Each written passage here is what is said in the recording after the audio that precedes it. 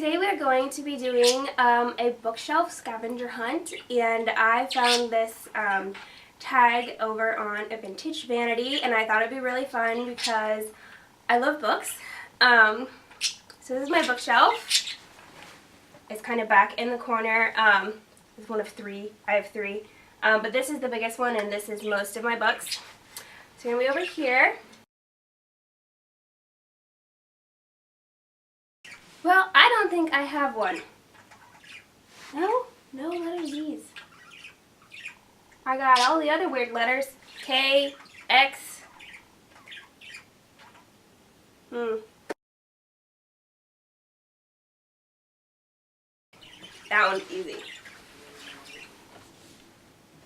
Oh, this is my collection of Jane Austen novels.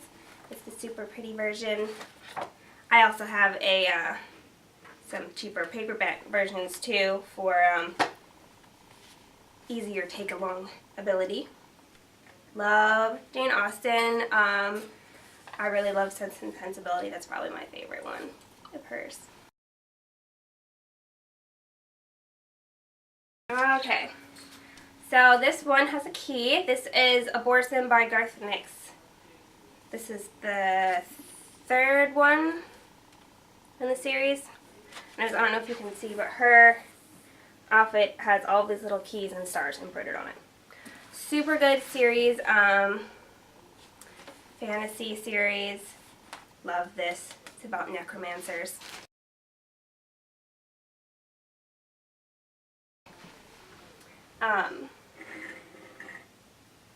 This is my great-grandmother's teacup, and she passed away a couple years ago. And she collected teacups, and everybody was allowed to pick one from her collection to take home. And I picked this one because it's gorgeous. And I don't really drink tea, so it just stays over here on my bookshelf because I figured it's a pretty safe place for that to be.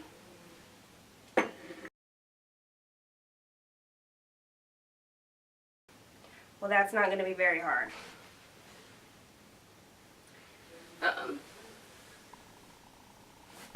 So I'm going to pick this one because this is probably my most favoriteest book ever. This is Redeeming Love by Francine Rivers.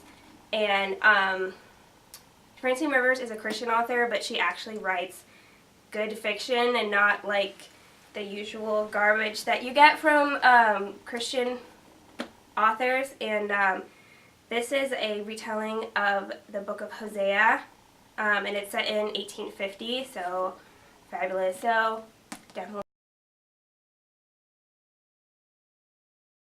This book is Reserved for the Cat by Mercedes Lackey, who is one of my other favorite authors. See, cat. Alright, this book is The Wayfarer Redemption by Sarah Douglas. Amazing series. I love her. But this is not for the faint of heart. The series is 6 books and they're all this big. She has another series that's 4 books and they're also all this big. That's the Troy games. Both are really good if you love fantasy epics. Really super good. I think this is the only one I have that just has words on it. This is The Book of Lost Tales by Tolkien. Big Tolkien fan too. He's a genius. But yeah, I guess his little name symbol doesn't count.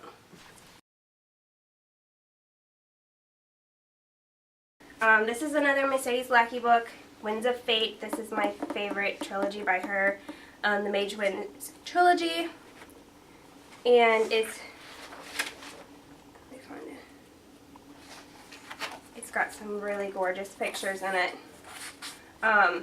She also puts a lot of songs in her books, which is really cool too. So if you like songs, poetry, awesome.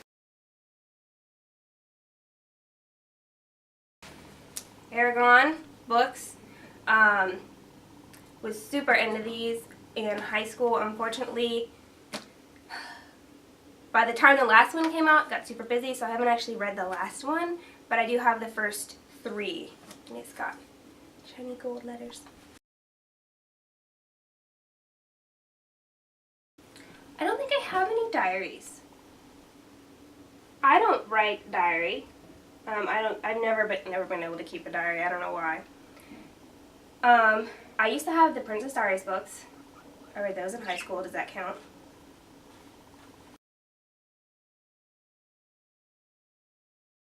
I don't really have any books by people with both a common first name and a last name, but I'm going to pick David Eddings, The Pawn of Prophecy, because awesome series. I guess Eddings isn't that weird of a name, but David's a very common name. This is another one of those epic fantasy series, 5 books, but they're a lot smaller than Sarah Douglas books. Really good. My dad introduced me to these, so these books are really special for me, and I read them a lot. I'm going to be cheesy and pick the Twilight books. Yes. I like them. Yes. They're kind of silly teenage fluff, but you know what? Sometimes I need a little bit of silly teenage fluff in my life.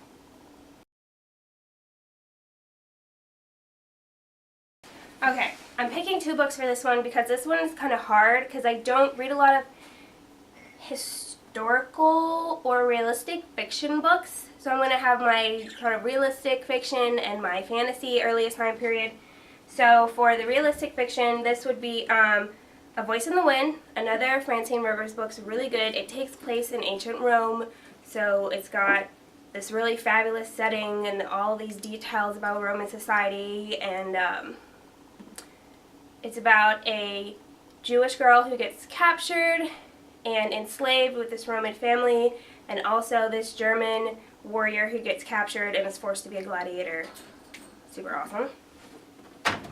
And then for my fantasy, I picked The Silmarillion because it starts with the creation story for the Lord of the Rings world, Middle-earth, so you can't get any earlier than the creation of the world.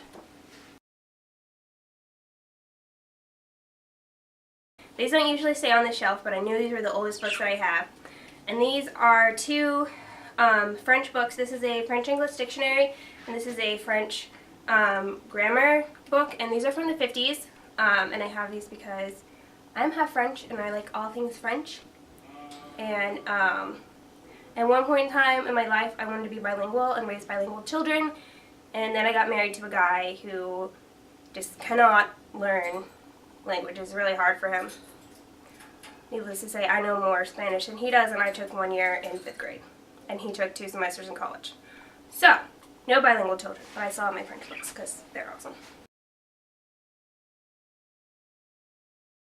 And I know I already shared this, another copy of this. This is another copy of The Silmarillion.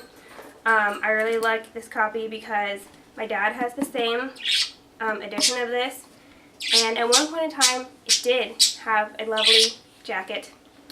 And then my husband asked if he could take it with him when he went to Iraq to read it, and well, over there it got damaged and he threw the book jacket away. I was crushed. He hardly even cracked the book. It was too deep for him, which this is kind of a rather dry book. Well, this one is kind of teal, bluish. This is The Silver Griffin by Mercedes Lackey and Larry Dixon. Another, I actually haven't read this book, so that's kind of sad, but I have it because I know I'm going to, when I get around to reading it, I'm going to love it because I love all of Mercedes Lackey's things.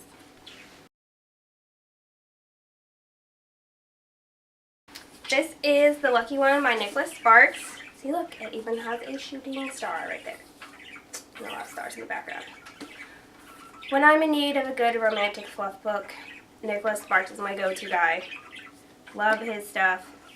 Never read one of his books I didn't like. Not always in the mood for this, but when I am, he's the man.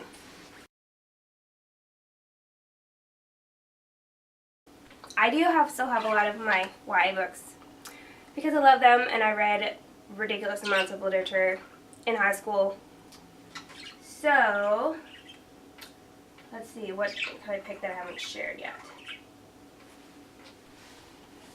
This book.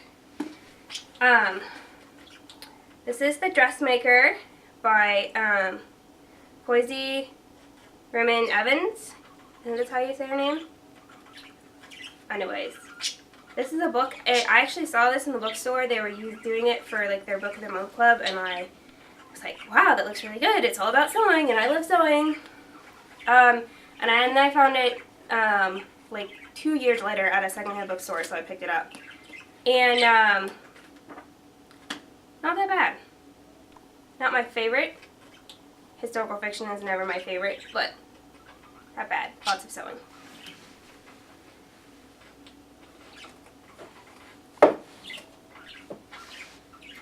Okay, so that is my book tag.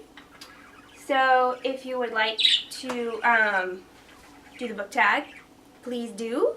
Leave your video as a video response to this one so I can see it. And let me know, what's your favorite book?